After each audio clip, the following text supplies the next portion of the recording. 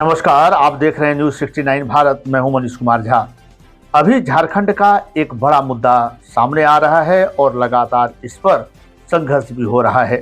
संवेद शिखर जी के बारे में आपने जरूर सुना होगा, जिसे स्थानीय भाषा में पारसनाथ कहा जाता है।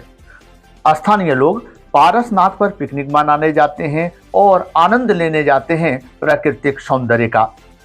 अभी जैन धर्म वाले इसका विरोध कर रहे हैं। भारत सरकार एवं राज्य सरकार दोनों मिलकर इसे पर्यटन स्थल बनाने जा रहे थे। इसको लेकर जैन धर्म वाले लगातार विरोध कर रहे हैं। उन लोगों का कहना है कि जैन का यह पवित्र स्थल रहा है। यहाँ से 20 लोग ऐसे हैं जिन्होंने मोक्ष को प्राप्त किया है। उनके अनुसार यदि स्थानीय लोग आते हैं और इसे पर्यटन स्थल बना दिया जाता है तो जो पवित्रता है वह भंग हो जाएगी। लगातार दूर दराज से लोग यहाँ आते हैं जो जैन धर्म को मानते हैं। वो नंगे पांव 9 किलोमीटर का यात्रा कर शिखर पर पहुँचते हैं, चोटी पर पहुँचते हैं और वहाँ पैर के निशान हैं, जहाँ जाकर उसे प्रणाम करते हैं। अपने आप को लोग धन्य मानते हैं, परंतु दूसरे धर्म के लोग या दूसरे समुदाय के लोग इसका सम्मान नहीं करते हैं। अभी पिकनिक स्पॉट समझते हैं। जूता पहनकर लोग ऊपर चले जाते हैं, कुछ तो जोड़े में जाते हैं। तो भय जैन धर्म वाले का यही है कि आने वाले समय में उनकी जो पवित्रता है वह नष्ट हो जाएगी। मांस मंदिरा वहाँ बिकेगा, 5 स्टार होटल बनेंगे और देश विदेश के अलग अलग भागों से लोग वहाँ घूमने आएंगे, जोड़े में आएंगे, जिससे कि पवित्रता वहाँ नष्ट हो जाएगी। अलग अलग भागों से लोग यहाँ पहुँच रहे हैं, लोग दर्शन कर रहे हैं। हम आपको दिखाते हैं कि जैन धर्म वाले क्या मानते हैं और क्या है उनकी मुख्य मांगे। इसके बाद आपको दिगंबर से भी मिलाएंगे, ऐसे मुनि जो वस्त्र नहीं पहनते हैं, पूरा धरती आसमान ही उनका वस्त्र होता है, उन्हें दिगंबर कहा जाता है। ये सभी यहाँ आकर तपस्या करते हैं। कोई 2 साल तक मौन व्रत रखते हैं। कोई मुनि ऐसे हैं जो 15 दिन में एक बार भोजन करते हैं और विश्व के कल्याण के लिए, जगत कल्याण के लिए ईश्वर से प्रार्थना करते हैं। उनका कहना है कि इस पर्वत शिखर पर आकर लोग मोक्ष को प्राप्त करते हैं, इसलिए जो इसकी पवित्रता है, जो इसकी मान्यता है, उसे बरकरार रहने दिया जाए। मैंने शिखर पर चढ़कर पुजारी अशोक से बात किया और अशोक जैन से मैंने पूछा कि आखिर क्या रहा है इसका इतिहास, क्या है इसकी विशेषता और यदि इसे पर्यटन स्थल के रूप में विकसित किया जाए तो क्या परेशानी हो सकती है। एक एक कर हम आपको सुनाते हैं। पुजारी, मुनि एवं जो दर्शन करने जैन आते थे, उन लोगों ने क्या कुछ कहा है, देखिए, समझिए। और हमारा प्रयास रहता है जनहित से जुड़ा मुद्दा लेकर मैं आपके पास आऊँ। यह समाचार दिखाना इसलिए जरूरी था क्योंकि देश के अलग अलग भागों में जैन धर्म वाले प्रदर्शन कर रहे हैं। यहाँ तक कि कुछ मुनि ऐसे हैं जो लगातार व्रत में बैठ गए हैं, अनशन में बैठ गए हैं। एक मुनि तो अपना देह भी त्याग चुके हैं। इसलिए यह राजनीतिक मुद्दा बनता चला जा रहा है। झारखंड के मुख्यमंत्री हेमंत सोरेन ने कहा उन्हें इसके बारे में पूर्ण जानकारी नहीं है, प्रयास है, जानकारी इकट्ठा करेंगे, इसके बाद कुछ बोलेंगे। जिस तरह से ये सभी लोग एकजुट होकर लगातार प्रदर्शन कर रहे हैं, लगता है आने वाले समय में सरकार को फैसला बदलना ही होगा। एक युवा ने हमारे साथ बात करते हुए यहाँ तक कह दिया, सबसे अधिक हम लोग टैक्स पे करते हैं, हमारी बात क्यों ना मानी जाए। एक महिला ने दिल्ली में कहा था कि हम जैन धर्म वाले कीड़े मकोड़े को भी नहीं मारते हैं, हम मुंह में मास्क लगाकर चलते हैं, परंतु यदि हमें विवश किया गया तो हम हथियार भी उठाने के लिए तैयार हैं। आप देखिए पूरा रिपोर्ट, समझिए और अपना आप प्रतिक्रिया दीजिए कि आपको यह रिपोर्ट कैसा लगा, ताकि दूसरी जगह भी जाकर हम विश्लेषण कर सकें, वहाँ का विस्तृत जानकारी आपको दे सकें। अभी के लिए हमें दे अनुमति, आप देखते रहिए न्यूज़।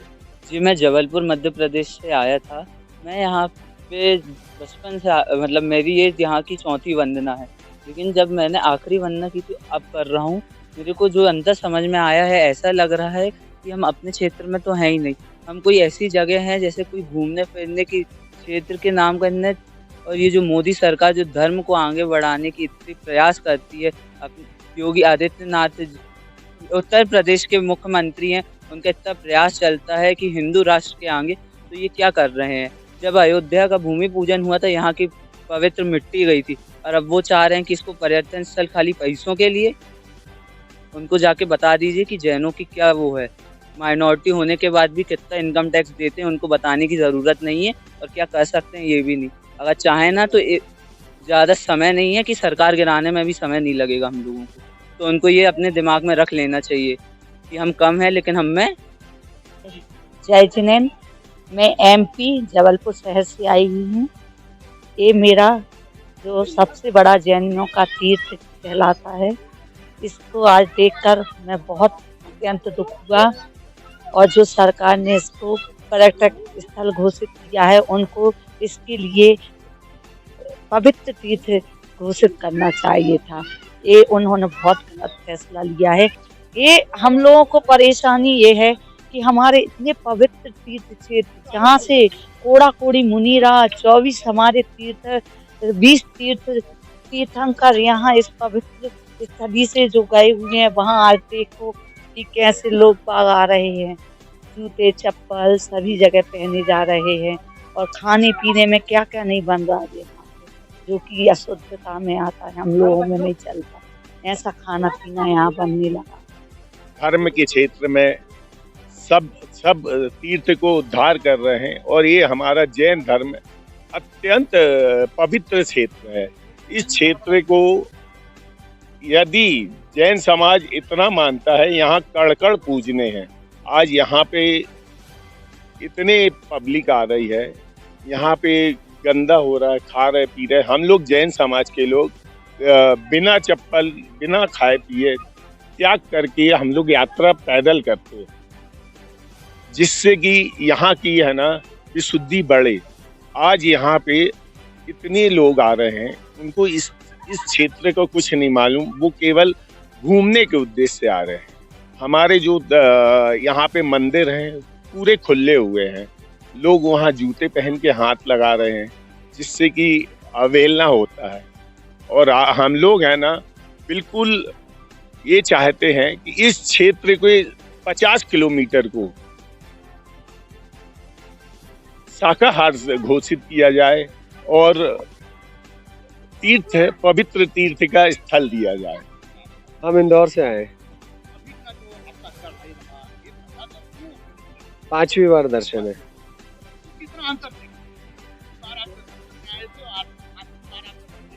अंतर ये देख रहे हैं कि दूसरे कास्ट के लोग हैं वो ज्यादा आ रहे हैं, वो कब्जा जमाने की कोशिश कर रहे हैं, लेकिन ऐसा हम होने नहीं देंगे। नहीं, घोषित की नहीं है, करने का चल रहा है, लेकिन वो नहीं हो पाएगा। हाँ, हानि ये है कि हमारी श्रद्धा को ये ठेस पहुंचाते हैं, जूते चप्पल पहन के आते हैं, खाते पीते हैं और भी बहुत गंदी हरकतें करते हैं लड़का लड़की आकर, तो वो गलत है। जैसा कि मैंने आपको बताया था, मैं चोटी पर चढ़ा और वहां आपको दिखाने का प्रयास किया। अलग अलग जगह से जो श्रद्धालु आए थे, जो जैन धर्म मानने वाले आए थे, उन्होंने साफ तौर पर कहा कि यह बर्दाश्त नहीं किया जाएगा, यह हमारे धर्म के विरुद्ध है। जो अखंडता है वो खंडित हो जाएगी। जो श्रद्धा भाव से लोग दूर दराज से आते हैं, नंगे पांव इस चोटी पर चढ़ते हैं और दर्शन करते हैं, परंतु यदि इसे स्पॉट बना दिया जाएगा तो परेशानी कहीं नहीं कहीं होगी। हमारे साथ अभी दिगंबर बाबा हैं, श्री मनोज्ञ सागर जी महाराज। हम इनसे जानने का प्रयास करते हैं कि यदि इसे पर्यटन स्थल सरकार घोषित कर देती है, बना देती है, तो इन लोगों के जीवन में क्या परिवर्तन होगा, क्योंकि शांत वातावरण में रहना, शुद्ध हवा लेना इन लोगों का एक परंपरा रहा है। इनसे ही हम जानने का प्रयास करते हैं क्या अंतर पड़ेगा इन लोगों के जीवन में। आपके इस प्रयास के लिए आशीर्वाद बहुत बहुत। और ये भारत का ही नहीं, विश्व का सबसे बड़ा सिद्ध भूमि क्षेत्र है। ये यहाँ से कोटि कोटि मुनि, करोड़ों करोड़ मुनि यहाँ से मोक्ष पधारे हैं तपस्या करके। ये बहुत पवित्र जगह है। यहाँ हम लोग जो आकर के तपस्या करते हैं, महीनों महीनों के उपवास करते हैं, बिना चप्पल जूते के ही, मुनि नहीं, सारे सारे श्रावक भी जो दिगंबर धर्म को मानने वाले हैं वो सभी बिना जूता चप्पल के ही पहाड़ पर जाते हैं। सबसे बड़ी बात, अगर पर्यटन स्थल घोषित किया जाता है, बनाते हैं, तो यहाँ पर फिर सभी वर्ग के और जूता पहन करके अभी भी ये देख रहे हैं, पिछले कई दिनों से जूते चप्पल पहन करके लोग बाग मंदिर में भी चढ़ जाते हैं, रोको तो लड़ने को तैयार हो जाते हैं। तो वो इस तरह से हमारी पवित्रता नष्ट हो रही है। ये अनादि निधन क्षेत्र है, यहाँ से करोड़ों करोड़ मुनि मोक्ष जा चुके हैं।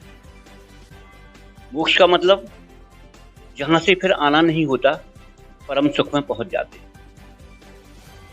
इसकी पवित्रता बनाए रखने के लिए इसी तरह जैसे धार्मिक क्षेत्र आज अनादिकाल से चल रहा है, ऐसा ही अगर रहेगा तो इसकी पवित्रता नष्ट नहीं होगी। अन्यथा किसी को जाने को रोक तो नहीं है। जो जाना चाहे अच्छे भावों से, बिना जूता चप्पल के, बिना कोई गलत भोजन वगैरह के जाना चाहे, उसको बराबर कोई भी जाति का हो, ये रोक टोक नहीं है कि नहीं जा सकता है। जाते हैं और अभी भी पहले से भी जा रहे हैं। अभी जो कुछ दिनों से जो पर्यटन स्थल घोषित करने का जो ये शासन का हुआ है, ये धर्म के विपरीत है। इससे हमारा धर्म बहुत नीचे जा रहा है। जो हम लोगों की परंपराएं चल रही हैं, जो हम लोगों की तपस्या के जो सूत्र चलते हैं, उनमें बहुत फर्क पड़ेगा। और यहाँ पर जब पर्यटन स्थल बनेगा तो यहाँ पर 3 स्टार 5 स्टार और इस तरह के होटल बनेंगे जहाँ भक्ष और अभक्ष सभी तरह का भोजन फिर चलने लगेगा, जो कि इस क्षेत्र के बिल्कुल ही विपरीत होगा। यहाँ सारे विश्व से लोग आते हैं, भारत से ही नहीं। सबको जाने की छूट है, लेकिन सब पवित्रता पूर्वक वहाँ पहुँचे, भगवान का दर्शन करें। जो चरण मुनियों के भगवान के विराजमान हैं, उनका दर्शन करें और दर्शन करें, अपने वापस आए, इसमें कोई आपत्ति नहीं है। लेकिन पर्यटन स्थल बनाने में क्षेत्र की पवित्रता, क्षेत्र का वैभव और हम लोगों की तपस्या में बहुत बहुत फर्क पड़ेगा। क्योंकि हमको शून्य स्थान चाहिए। हम लोग नगर छोड़ करके यहाँ आए हैं। मैं वैसे एमपी का रहने वाला हूँ,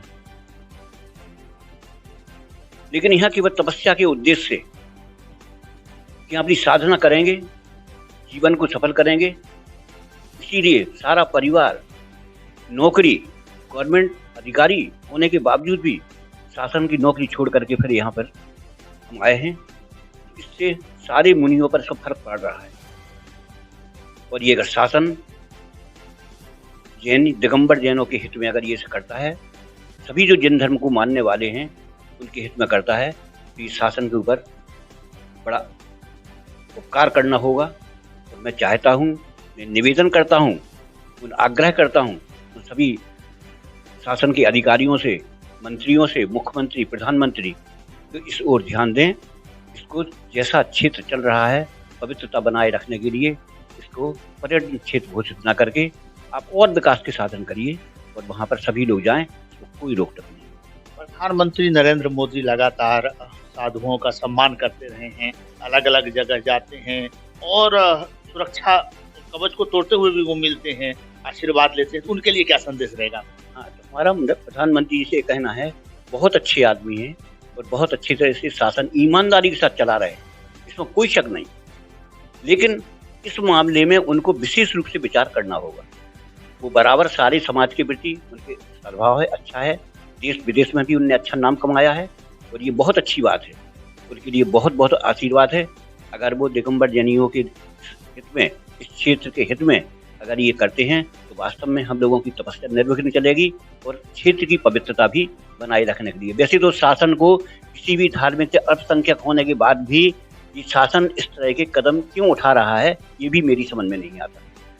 उनको तो इस बारे में सारे शासन को, अधिकारियों को सोचना ही चाहिए कि ये इतना बड़ा धार्मिक स्थल है कि इसकी पवित्रता अगर नष्ट हो गई तो फिर ये बहुत बड़ा धर्म पर बहुत बड़ा नुकसान होगा, बहुत बड़ी क्षति होगी। इसलिए मेरा बार-बार उनसे अनुरोध है कि इस ओर ध्यान दे करके इस प्रस्ताव को खत्म करें और बराबर जैसा चल रहा है उसी अनुसार इसको छूट दें और सभी दर्शन करने के लिए सबको बराबर मार्ग, कोई दिक्कत नहीं।